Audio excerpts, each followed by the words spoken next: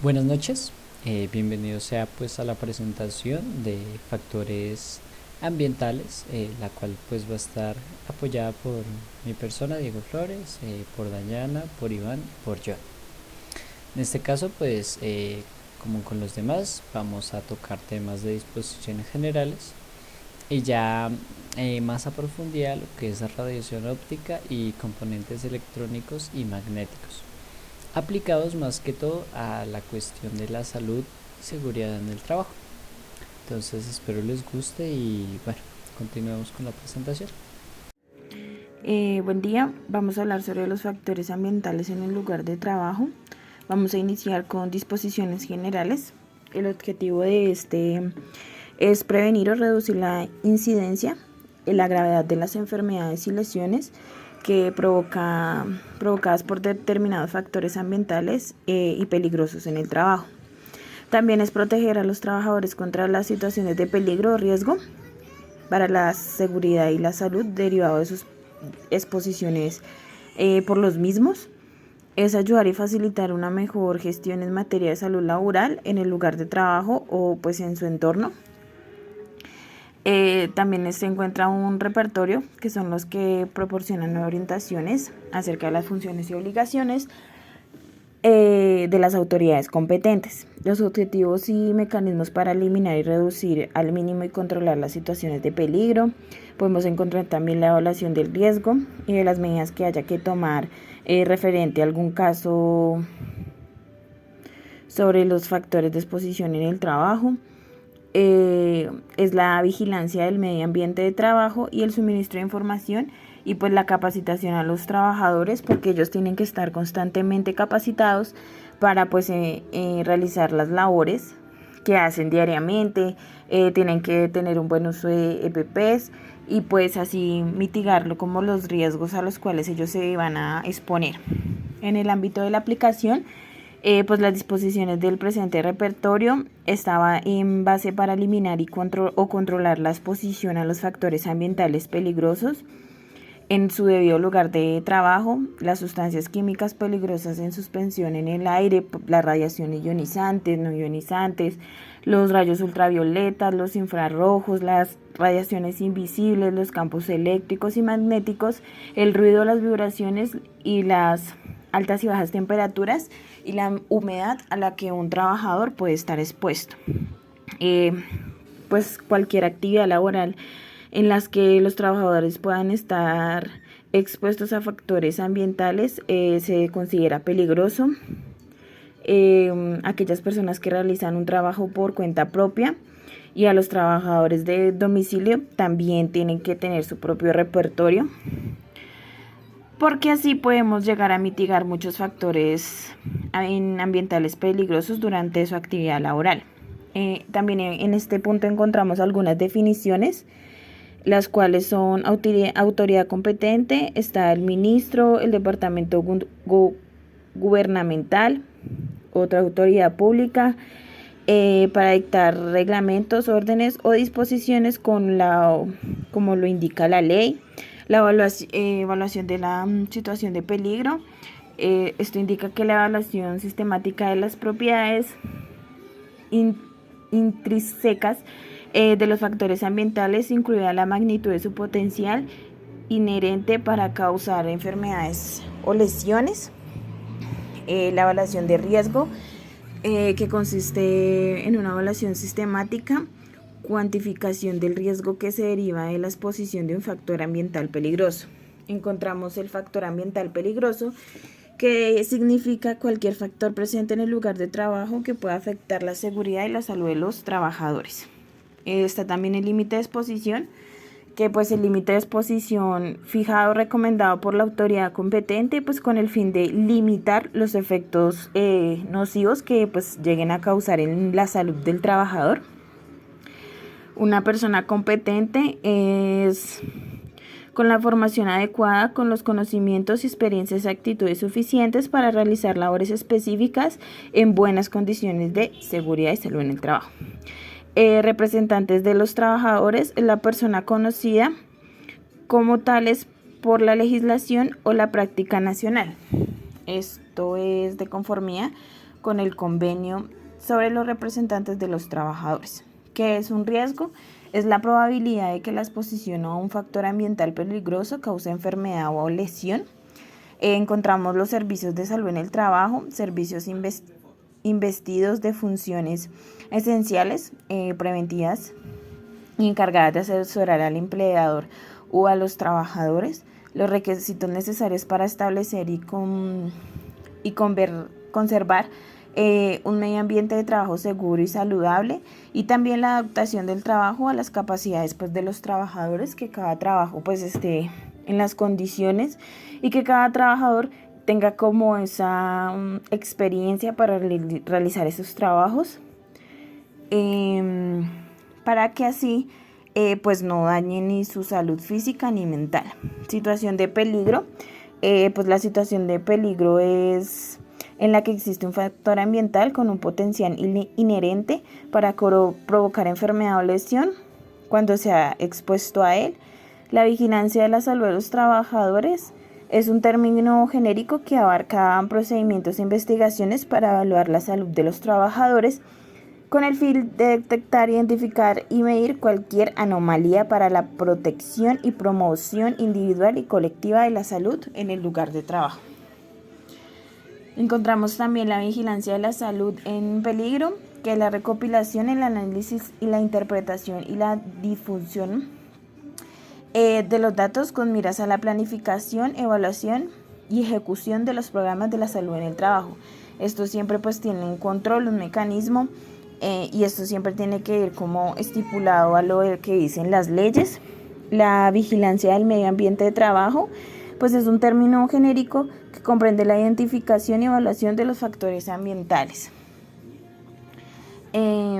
Pues ya en este punto vamos a empezar a hablar con mi compañero sobre los campos eléctricos y campos magnéticos.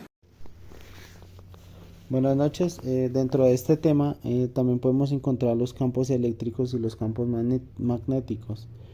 En este tema se incluyen alguna información específica para ayudar a los empleadores, trabajadores y autoridades competentes para poner en aplicación los principios generales de prevención y control.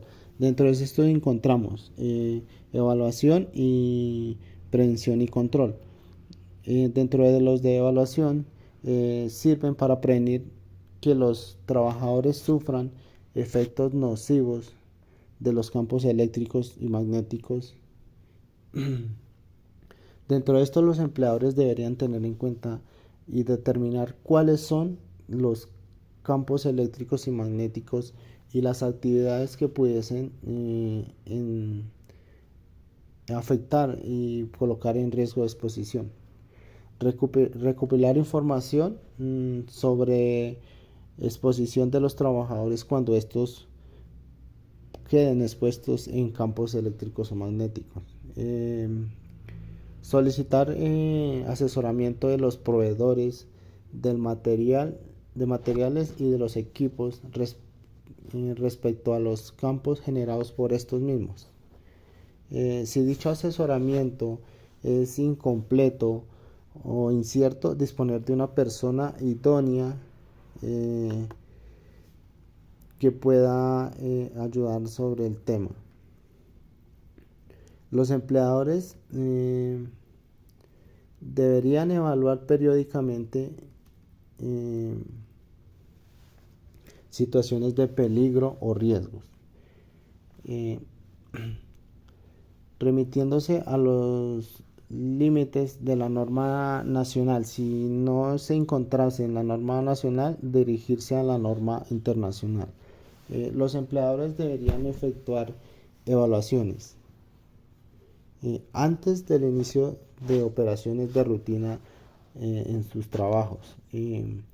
Cada vez que en un eventual mal funcionamiento pudiera afectar de manera significativa la intensidad del campo. También luego de cualquier reparación o cambio de condiciones de trabajo o en los blindajes de barreras protectoras.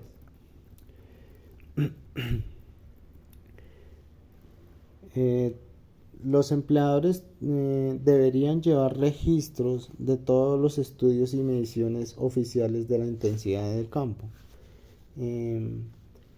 Dentro de esto también tenemos, el empleador debería tener en cuenta la necesidad de prevenir accidentes cardíacos por exposición a campos eléctricos o magnéticos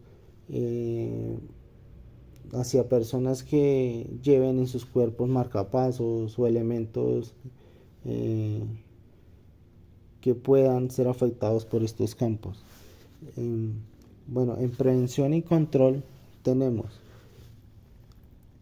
los empleados deberían asegurar la protección de sus trabajadores contra exposición a campos magnéticos y campos eléctricos.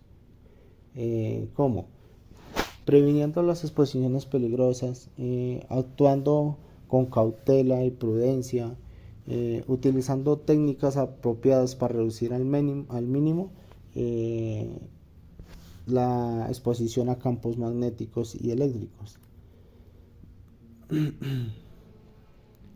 Los empleadores también deberían asegurar que las antenas de radiofrecuencia o RF se diseñen e instalen de modo de tal que sus radiaciones no afecten a las personas. Cuando los trabajadores se encuentran expuestos a fuentes que normalmente emiten radiaciones, ya pueden ser como antenas de radio, televisión o comunicaciones, y resulte imposible suprimir tales radiaciones, se debería vestir con trajes de protección personal adecuado. En cuanto al blindaje, que no sea el método practicable para reducir la intensidad de estos campos, se debería restringir.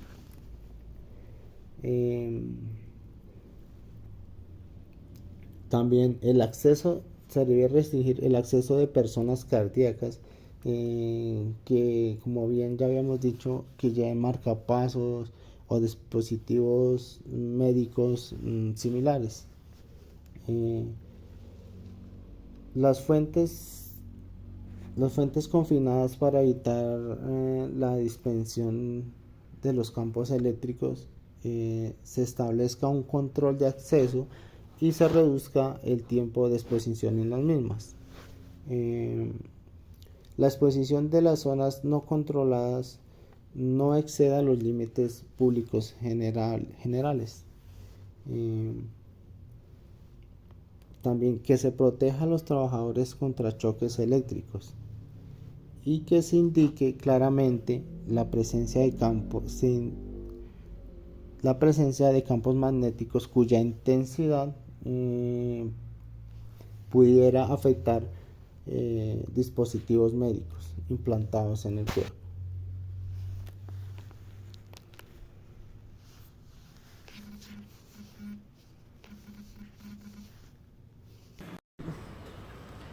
Bueno, voy a hablar acerca de la vigilancia de la salud a los trabajadores que están expuestos a estos campos eléctricos y campos magnéticos.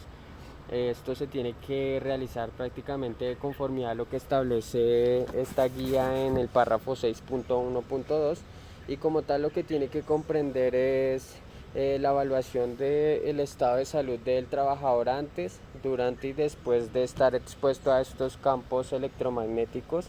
De igual forma, tener en cuenta o detectar a tiempo las contraindicaciones de los trabajadores con el fin de prácticamente brindarles protección y unas condiciones de seguridad.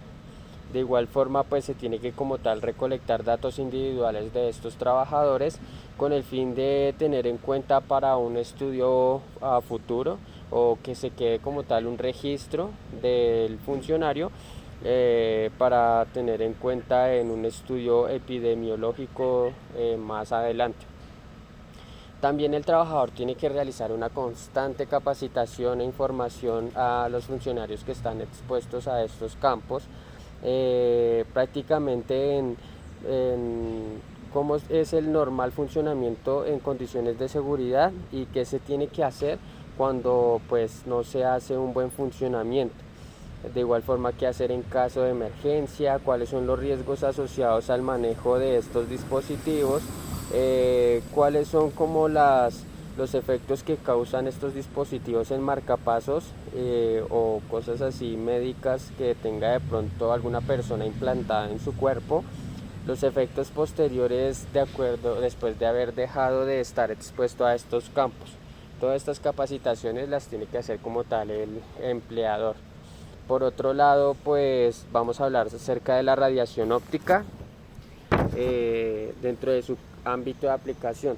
Básicamente, la Organización Internacional del Trabajo, dentro del numeral 68 y el numeral 70, habla de cuáles son prácticamente las radiaciones que afectan o que se aplican en lugares como tal sobre radiaciones ultravioleta y radiaciones visibles infrarrojas.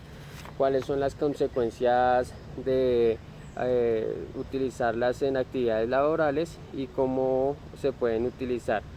Prácticamente pues también se tiene que realizar una evaluación, ya que tienen que efectuar evaluación de los equipos, de cómo están expuestos a radiaciones ópticas y cuando también están expuestos al sol. Los empleadores entonces tienen que solicitar a los proveedores de los equipos información sobre emisiones peligrosas y precauciones que se tienen que tener en cuenta cuando se vaya a instalar o se vaya a utilizar el equipo. Prácticamente cuando no exista esta información, pues hay que hacer como una comparación en otros lugares o solicitar al servicio de salud o a un organismo competente la capacitación frente a esto. De igual forma se tiene que evaluar los riesgos y el peligro de utilizar esto, determinando como tal la situación de peligro y cuál es su grado de riesgo, tratando de realizar como una medición con un equipo apropiado debidamente calibrado para evaluar los riesgos de salud de radiaciones ultravioleta e infrarrojo.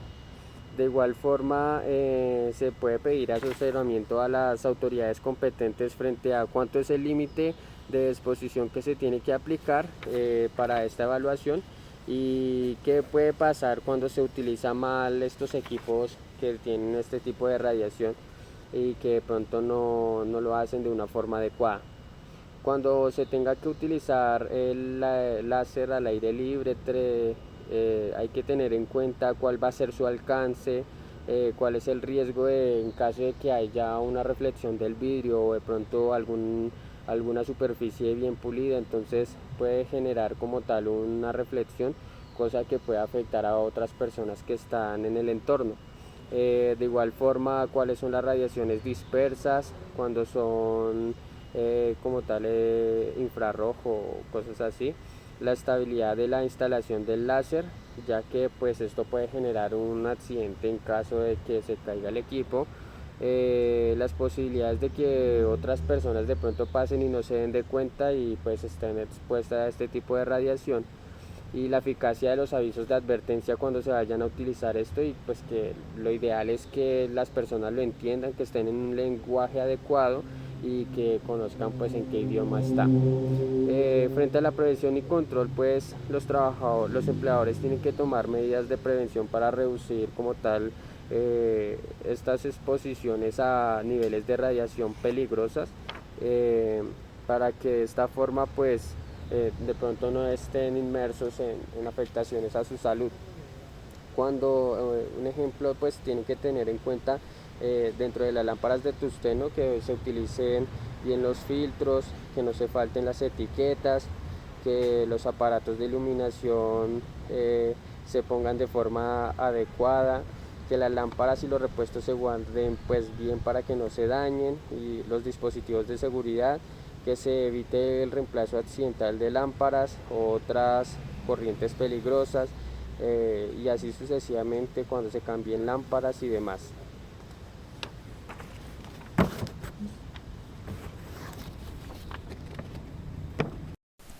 Bueno, pues siguiendo con el tema de prevención y control de la radiación, vamos a ver pues en otros cuatro áreas donde hay algún tipo de recomendación que es bueno que se tengan en cuenta, ¿no? Primeramente pues es en las zonas donde se utilicen láseres, pues por parte de los empleadores ellos deben tener algunas precauciones, ¿no? Y asegurarse de algunas de estas cosas. Entonces, pues obviamente en los láseres encontramos lo que se llaman clases, los cuales nos indican pues el tipo de potencia, por así decirlo. Y pues si se utiliza la más baja es lo más apropiado para la salud, porque así evitaremos menos irradiación y otras complicaciones, ¿no? Comprobar que el equipo que se esté utilizando, el equipo láser, pues esté obviamente exento de riesgos, peligros, fallas, que pues esté debidamente encerrado con sus certificaciones, etiquetado, ¿no? Cuando pues dentro de lo posible en la instalación donde se va a utilizar el láser, pues que el haz del láser pues esté delimitado de una forma clara para evitar algún paso de personal a acceso a un lugar restringido donde se podría hacer daño, ¿no? También pues un buen control de los instrumentos ópticos, entonces pues los lentes, los telescopios, cosas que podrían de pronto enfocar este haz láser y podría llevarlo hacia otra dirección, ¿no? Bueno, obviamente un personal muy capacitado y la protección para los ojos apropiada, así evitar alguna complicación. También pues en el ámbito de la salud, cuando de pronto se utilizan para hacer algún tipo de diagnóstico o intervenciones quirúrgicas, el mismo empleador se debe asegurar de que haya la debida capacitación, que sepan utilizarlo de forma correcta, tener las medidas preventivas de seguridad, ¿no? Para evitarse algún daño a los pacientes también, porque se está tratando con otra persona y el mal uso de un láser, así sea para la salud, pues lo que podría hacer es hacer más daño, ¿no? Que sea un equipo muy apropiado, ¿no? De buenas condiciones, calidad y obviamente pues ya en la parte de la salud los antisépticos no inflamables, anestésicos no inflamables, perdón, ya que pues usando un láser, si la persona tiene algún tipo de anestesia inflamable, pues solo podría haber una catástrofe. También pues en esta misma área los empleadores deben pues ya protegerse a ellos mismos, ¿no? Entonces pues protegerse de los haces de luz, manteniendo su distancia, ¿no? Evitar ese reflejo que puede generar pues ya el material de protección, ¿no? De pronto las cortinas, las gafas, bueno, todo lo que haga falta para proteger su salud, ¿no? En el otro ámbito donde es importante tener recomendaciones es que, bueno, siempre haya un sistema claro para el control de este equipo, ¿no? No solo en clases bajas, sino más que todo en las clases altas, donde obviamente hay más riesgo, ¿no? Más probabilidad de que haya un accidente. Entonces deben haber ciertos protocolos o sistemas de control para que pues no ocurra ningún accidente, de forma que debe ser un personal muy capacitado el que maneje estos equipos de estas clases, ¿no? Y obviamente también debe tener alguna supervisión de gente que entienda más sobre este tema. Por parte de los empleadores, pues ellos deben asegurarse que les den su protección ocular, o sea, el empleador también debe hacer eso, ¿no? De tener su protección ocular, tener cuidado pues con el tiempo de exposición que reciben hacia los ojos y la piel, pues por estos tipos de láseres. También tenemos los casos de los soldadores, ¿no? De pronto ellos también se ven expuestos a un daño visual, por ende que tengan los sistemas de control claros. También muy importante la señalización, ya que pues de pronto el personal tiene muy claro las zonas peligrosas, pero es importante que no puedan haber accidentes por falta de señalización y o avisos con respecto a las zonas restringidas debido a la irradiación, ¿no? Entonces pues si se colocan señalizaciones se evitarán muchos problemas. Y pues cuando se trabaja al aire libre también hay que tener en cuenta otras cosas, ¿no? Evitar pues mucho tiempo la exposición hacia el sol, ¿no? Entre más se trabaja a la sombra evitaremos problemas de salud y pues proteger a los empleados con la debida ropa, los debidos sistemas de protección, ya sea filtro solar o protección ocular, pues en sus casos necesarios. Bueno, ya pasando pues a la siguiente parte, vamos a hablar de vigilancia a la salud. Bueno, en esta área lo que vamos a resaltar es básicamente el tema de la supervisión, ¿no? Ya antes vimos prevención por parte del empleado. Ahora vamos a ver pues lo importante que es la supervisión en estos casos, ¿no? Entonces pues los empleadores que trabajen con este tipo de elementos deben encontrar con un personal encargado que se encargue de la vigilancia para que ellos en algún caso en el que sea posible pues evaluar o hacer exámenes, de pronto al ver que hubo una exposición muy alargada o no sé, de pronto algún fallo, algún accidente, ¿no? Que puedan llevar al personal a hacer sus debidos exámenes oftalmológicos, también pues hacia la piel, ¿sí? Si se expusieron a niveles pues demasiado grandes de esta radiación óptica, este personal que supervisa obviamente va a estar pendiente de ir revisando la salud de los empleados, ¿no? También pues este personal debería ser capaz de determinar pues los síntomas básicos de la exposición prolongada de la radiación óptica, ¿no? Lo que podemos decir que es como la fotosensibilización, que es cuando se recibe esta radiación UV y pues obviamente si ellos tienen pues las bases para determinar un diagnóstico, podrán llevar a la persona de pronto a un tratamiento más rápido o y tratarlo con antelación para evitar que el problema sea grande.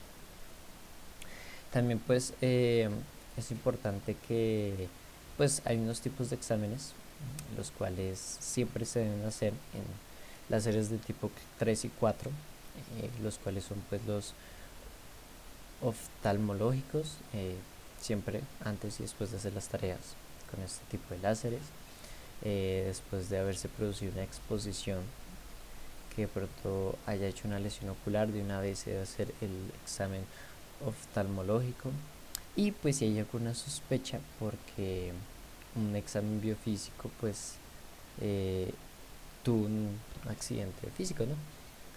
Entonces pues estas son como las medidas ya a nivel de supervisión que se deben tener, ¿no? Y bueno, el punto final con respecto a la radiación, que yo pues creo que es el más importante, porque así puede reducir al máximo los problemas con respecto a lesiones por causa de la radiación óptica, es la capacitación e información de todo el personal, ¿no? Todos los empleadores pues deben estar informados de lo que se pueden exponer, de los riesgos de trabajar con radiación óptica, ¿no? Entonces pues las fuentes de actividades que pueden empezar a realizar, ¿sí? Lo importante de protegerse de los efectos de esta luz, tanto la solar como la óptica, ya sea por láseres o bueno, por otros tipos de elementos, ¿no? Cuando pues se trabaja al aire libre, que utilizar la sombra, la protección personal, los engüentos y o filtros para el sol, ¿no? Otro factor es pues que si no se utiliza la protección adecuada, obviamente pues toda esta radiación nos podría afectar, ¿no? Al momento de soldar, al momento de usar infrarrojos, hornos, bueno, las gafas oscuras, muy importante, ya que debemos proteger la vista, ¿no? Obviamente pues gafas oscuras con sus debidas certificaciones, las cuales garanticen la protección de los ojos cuando se hagan tareas de mantenimiento y funcionamiento de limpieza, pues indicar cualquier falla que se encuentren en los mismos, ¿no? Ya que si hay una falla en uno de estos elementos de trabajo, obviamente hay un riesgo el cual podría llevar a un incidente dentro del trabajo. Los perfumes, los medicamentos, todo esto puede aumentar la sensibilización con respecto a las radiaciones UV y pues es necesario estar capacitados con respecto a cuáles podría decirse que están restringidos para el área de trabajo, evitando exposición a esta radiación, ¿no? Bueno, por parte de los empleadores, ya teniendo la capacitación, ellos deben de asegurarse de unas tres cositas, cuatro cosas, perdón. Entonces la primera es que eh, todos los que utilicen los láseres deben estar capacitados, ellos deben utilizar a conciencia esto, ya que pues los sistemas de clasificación de estos láseres y procedimientos, si se recibieron bien en la capacitación, van a evitar muchos incidentes, ¿no? Su correcta utilización pues de los blindajes, los sistemas de mando, de protección y el equipo de protección personal, pues también es protección para evitar incidentes. El segundo punto es que los trabajadores pues que no de pronto utilizan directamente estos láseres deben tener claras algunas cosas, ¿no? Y es pues sus características generales, sus normas debido a su uso, de pronto la distancia que deben tener, y pues algo que sí deben tener claro es el significado de la señalización con respecto a las advertencias y restricciones de acceso, ¿no? Así ellos sabrán hasta dónde pueden avanzar, ¿no? Vemos que las recomendaciones no son solo para los trabajadores que utilizan el láser, sino para también la gente que está cerca del área, ¿no?